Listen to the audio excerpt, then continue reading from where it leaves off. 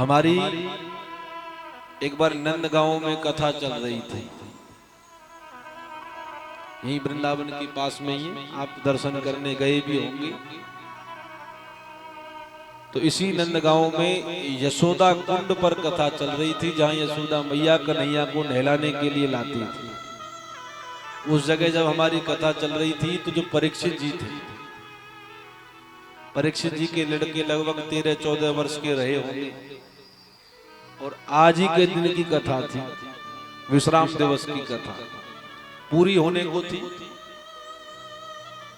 तो उनके बच्चे कोई तार लगा रहे थे लाइट का, बिजली का, तो उनको बिजली ने पकड़ लिया, और ऐसा बिजली ने पकड़ा, लोग तो कथा को भूल गए, कथा थोड़ी याद रहे उस समय, लेकर के गए तो रास्ते में ही उसका शरीर ठंडा पड़ गया। ये सत्य बात मैं बता रहा हूं, पूरा दोनों हाथ पैर लटक गए। हमारे पास में फोन आया, महाराज जी बच्चा चला गया। फिर भी एक बार डॉक्टर के पास में लेकर के गई, तो डॉक्टर अच्छे तरीके से चेकअप किया, नब्ज चेक की, बिल्कुल डॉक्टर ने दो मना कर दिया कि आगे ले जाने में तो कोई फायदा नहीं है, शरीर को चीरेंगे, पोस्टमार्टम करेंगे, इससे अच्छा अपना घर ले जाओ। और गांव के बुजुर्ग भी देख करके बता देते हैं कि बच्चे में कुछ भी नहीं। आप वो लेकर के आ रहे थे, हमारी इधर हवन की तैयारी चल रही थी, 7 बजे दिन ही हमारा हवन था शाम के समय, अगले दिन हमें कहीं कथा में निकलना था। तो हमारा तो हवन भी बेकार, और उसकी जो मैया थी परीक्षितानी थी, वो भी छाती पीट के रोवे कि मैंने तो अच्छी कथा करवाई, मेरे लिए तो श्राप ही बन गया। और हम भी क्या बोले उनसे, हम क्या कहें भाई, जिसका जाता वही तो आप विश्वास करो, परीक्षित जी ने आकर के भागवत जी के सामने माथा टेका। इतनी हिम्मत मैं उनकी मान रहा हूं कि जिनका बच्चा चला गया हो और वो हवन की तैयारी करवा रहे थे, लीपा पोती जो हवन की होती है। मैंने कहा कि आपके बच्चे को करंट लग गया है तो आप जाओ। तो वो ऐसा व्यक्ति था, उसने कहा महाराज जाना होगा तो चला जाएगा, मेरे जाने से थोड़ी रुक जाएगा। हमने कहा तुम तो बड़े कठोर आदमी हो। तो जब उसको खबर लगी कि बेटा चला गया है, तो उसने भागवत जी के सामने माथा टेका और उसने प्रार्थना की कि प्रभु मैंने 7 दिन आपकी कथा करवाई,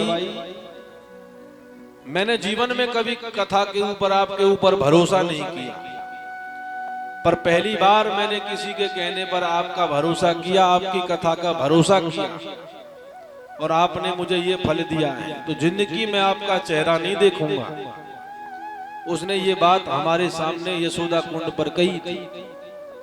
तो आप विश्वास करो, वो बालक रास्ते में आ ही रहा, और विधाता का कौतुक देखो कि बच्चे की जो शारीरिक क्रिया है वो काम करना चालू हो गई, उंगलियां उसकी हिलने लगी, हाथ पैर उसके हिलने लगे, बच्चे की रास्ते में ही आंखें खुल गई, मानो कोई प्राण अटक रहे होंगे, कोई प्राण अटक रहे होंगे, सो वो जाने नहीं दिए। और मैं तो यूं कहूं कि अनुभवी डॉक्टरों ने, बुजुर्गों ने जब उसको मृत घोषित कर दिया, तो फिर वो जीवित कैसे हो गया?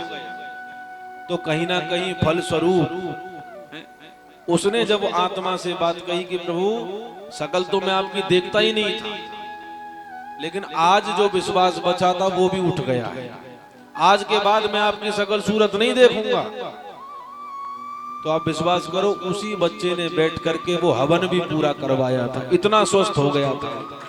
आज भी वृंदावन में नंदगांव में, उनका नाम तो मैं भूल गया, कई जगह जाता रहता हूं, वो जाट परिवार था जिन्होंने कथा करवाई थी। और कैमरे पे मैं ये बात बोल रहा हूं, बिल्कुल सत्य घटना। तो ये बात तो हमने भागवत जी की देखी है। जब हम कथा आपको सुनाते हैं तो एक अलग विचार, अलग बुद्धि हमारे मन में आ जाती है कि इनको क्या सुना दे, और जैसे ही नीचे उतरते हैं तो लगता है कि कोई भूत चढ़ा था वो उतर गया। पहली बात तो जन्मांतरे भवेत पुण्यम तदा भागवतम लभेत, एक जन्म नहीं, जन्म जन्मांतरों के जीव के जब पुण्य उदय होते तब तो सुनने को मिलता है, सुनाना छोड़ो सुनने को मिलता है। तो वास्तव में आप बड़ भागी हैं जो भागवत जैसी कथा को 7 दिन में बैठ करके श्रवण कर रहे हैं।